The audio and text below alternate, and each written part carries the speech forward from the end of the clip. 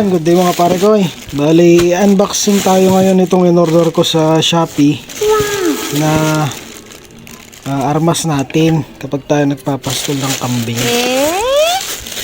Ayan, bubuksan natin. Buksan natin to. Yung binili kong bala ng slingshot natin na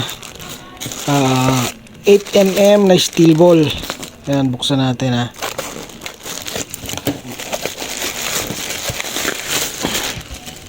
Nabili natin ito ng walang nakalagay na price dito.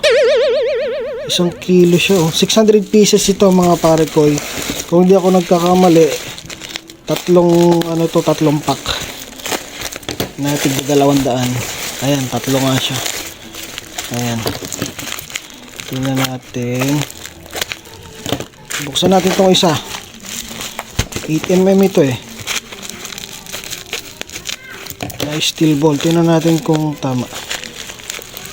8mm. 8mm na to. 8mm. Hindi ko lang sigurado kung nalaglag pa isa. Nakabukas. Hindi ko lang sigurado kung siyempre yung bilang nito hindi natin sigurado kung talagang 200. Basta 600 pieces lahat yung in-order natin. Check na lang natin dito. Ayan. Last one. Kasi natin ito. 8mm yung binili natin dahil yun talaga yung ideal for kung maghunting ka. Small game. Goods na yun. 8mm the best. Para sa akin yung 6mm masyadong maliit. Okay, ito yon. Unang binuksan natin yung 8mm. Dahil same shop lang yung pinagbilhan ko dun sa unang binili ko na 200 pieces. Naubos ko na siya. Kaka-practice naubos ko siya. Pero napang-hunting ko rin siya. Nakakuha ko tatlong mga common bird. Ngayon, ito naman yung pasanga. Tawag dito yung frame. Buksan natin. Mura lang to mga pare ko eh. Nasa 200 plus lang to. Stainless steel daw. Tingnan natin kung totoo. Parang kompleto siya. Isang set. Oo, isang set siya mga pare ko. Buksan natin. Isang set nga. Ayos. Oh. Ay, ang nipis masyado. Sobrang nipis mga pare ko eh. Siguro 50mm lang to. 0.50. Sobrang nipis. Hindi to goods lang to pang target practice. Pero pag pang hunting, mahina to para sa akin. Kung tama yung kung 0.50 nga ito. Kasi yung ginagamit ko 1.5mm na precise, makapal, tapos talagang malakas. Pag nakatama ka talagang babaon. Ito clay yung niya na 8mm din. 8mm yung kasama niya na clay.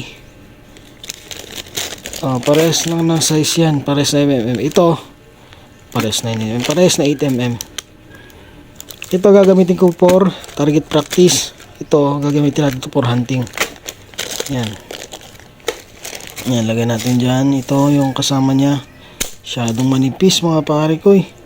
Pang target lang to. Pero pag pang hunting masyado to Kung 6mm ang ibabala mo dito, malakas to. Kaya nitong mag-hunt. Kaya nitong tumumba ng mga common bird. Pero pag 8mm, nasubukan ko na kahit doon sa 1.5 ko. Ay doon sa 0.75mm na flat band na precise din, nahihinaan ako. Sa totoo lang, mas malakas yung 1.5 kung 8mm yung ibabala mo. Tapos ito talaga yung nagustuhan ko mga pare ko stainless steel. Okay, panalo mga pare ko Tagal ko nang gustong bumili nito sa totoo lang. Kasi ang ganda niya talaga Alam niyo yun, pang professional, Brad. Ayan, oh. Oh. Ayan, sa Shopee lang yan, mga pare ko, eh. Ayan. Ilalagay ko yung link kapag in-upload ko na to. Lalagay ko yung link doon para kung gusto nyo bumili, makikita nyo kung saang shop ko to nabili. Pati to. Tsaka yung mga accessories na binibili natin para sa slingshot natin. Ayan, oh. Naka-quick ano na rin siya, oh. Ano tawag doon? Basta yun, quick. Quick na, mabilis pa. Ayan, oh. Ang galing, mga pare ko, eh. Quality. Quick detach. Ang tawag nila dito. Basta ganun. Quick attach. Basta may quick. Yun na yun. Tapos pag iikpitan mo siya pag ganito. Okay. Ito maluwag. Ito mahigpit. Ayos.